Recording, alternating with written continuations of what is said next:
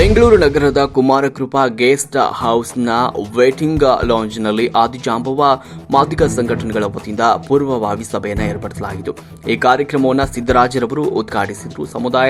ಸಮುದಾಯದ ಶಕ್ತಿ ಬಲಪಡಿಸುವುದಕ್ಕಾಗಿ ಸಭೆಯಲ್ಲಿ ರೂಪರೇಷೆಗಳು ನಡೆಯಿತು. ಮಾಜಿ ಸಚಿವರು ಹನುಮಂತಪ್ಪ ಅಲೋಡ್ ಅವರು ಮಾತನಾಡಿದರು. ಇತಿಹಾಸವನ್ನ ಅರಿಯದವರು ಇತಿಹಾಸವನ್ನ ಸೃಷ್ಟಿ ಮಾಡುವುದಕ್ಕೆ ಸಾಧ್ಯವಿಲ್ಲ ಅಂತ ಹೇಳಿದರು. ನಮ್ಮ ಸಮುದಾಯದ ಇತಿಹಾಸ ತುಂಬಾ ಇದೆ. ಒಗ್ಗಟ್ಟಿನಲ್ಲಿ ಶಕ್ತಿ ಎಂಬುದನ್ನು ನಮ್ಮ ಸಮುದಾಯ ತೋರಿಸಬೇಕಾಗಿದೆ ಅಂತ ಹೇಳಿದರು. ಡಾಕ್ಟರ್ ಬಿ ಆರ್ ಅಂಬೇಡ್ಕರ್ ಹೇಳಿದ ಹಾಗೆ ನಮ್ಮ ಸಮುದಾಯ ಎಲ್ಲಿಯವರೆಗೂ ಸಾಮಾಜಿಕವಾಗಿ ರಾಜಕೀಯವಾಗಿ ನಮ್ಮ ಸಮುದಾಯ ಸ್ವಾತಂತ್ರ್ಯ ಸಾಧಿಸದಿಲ್ಲವೋ ಅಲ್ಲಿಯ ತನಕ ನಮ್ಮ ಸಮುದಾಯವು ಪ್ರಗತಿ ಹೊಂದುತ್ತಿಲ್ಲ ಮತ್ತು ಕಾನೂನಿನಿಂದ ಒದಗಿಸಲಾದ ಸ್ವಾತಂತ್ರ್ಯದಿಂದ ನಮಗೆ ಯಾವುದೇ ಪ್ರಯೋಜನವಾಗುವುದಿಲ್ಲ ಅಂತ ಹೇಳಿದರು. ವರದಿ ಸಾಕೆ ನಾರಾಯಣ, ಬೆಂಗಳೂರು. ಒಳ್ಳೆ ಕೆಲಸ ಮಾಡಾದ್ರೆ ಎಲ್ಲರಿಗೆ ಹೇಳ್ಕೊಂತ ಹೋದ್ರೆ ಅದನ್ನು ಹಾಳಾದಂಗೆ ನೋಡ್ಕೊಂಡ್ಬಿಡ್ತಾರೆ.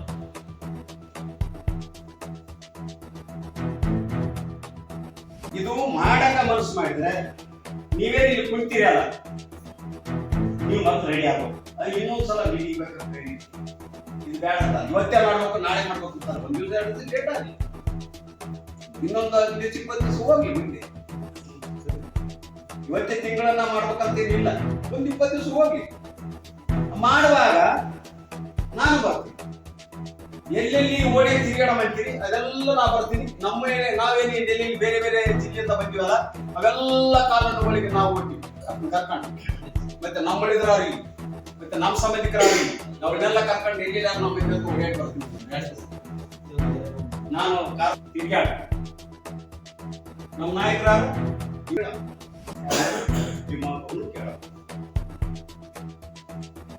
ಆಂಜನೇಯನು ಕೇಳ, ಮುನಿಯಪ್ಪ ಸಾಹೇಬನು ಕೇಳ, ಅಕ್ಕ ಅವರ ಹೆಸರು ನಿಮ್ಮಿಲ್ಲ ಆಯಮ್ಮನು ಕೇಳ.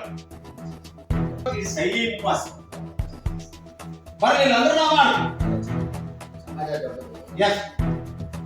ಕೇಳ, ಎಲ್ಲರೂ ಕೇಳ.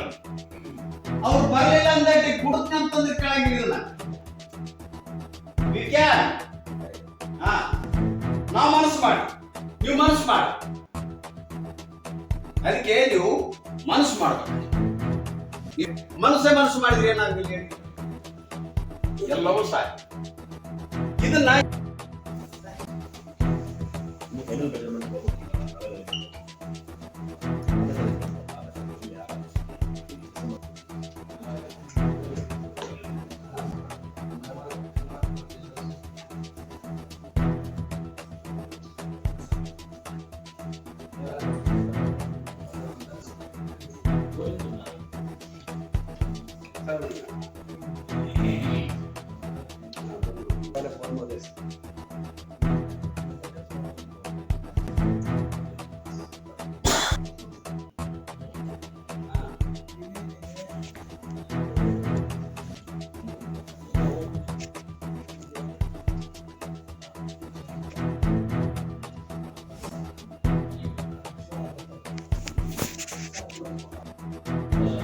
ತಿಳಿಸ್ತಾರೆ. ಅದಕ್ಕೆ ನಾನು ಸ್ವಾಗತ ಭಾಷಣ ಮಾಡಬೇಕು ಅಂತ ಹೇಳಿ ನಾನು ಕೊಟ್ಟಿದ್ದೀನಿ.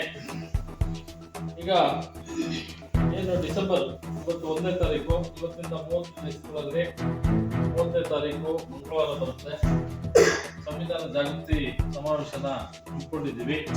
ಅದಕ್ಕೆ ಆದಿಜಾಂಬವ ಮಾದಿಗ ಮತ್ತು ಪೌರ ಕಾರ್ಮಿಕ ಸಂಘಟನೆಗಳ ಒಕ್ಕೂಟ ಕರ್ನಾಟಕ, ಈ ಎಲ್ಲ ಕರ್ನಾಟಕ ರಾಜ್ಯಗಳಿಂದ ಎಲ್ಲ ಜಿಲ್ಲೆಗಳಿಂದ ಸಂವಿಧಾನ ಜಾಗೃತಿ ಸಮಾವೇಶದಲ್ಲಿ ಭಾಗವಹಿಸಿ ಮಾಜಿ ಸಚಿವರಾದಂತಹ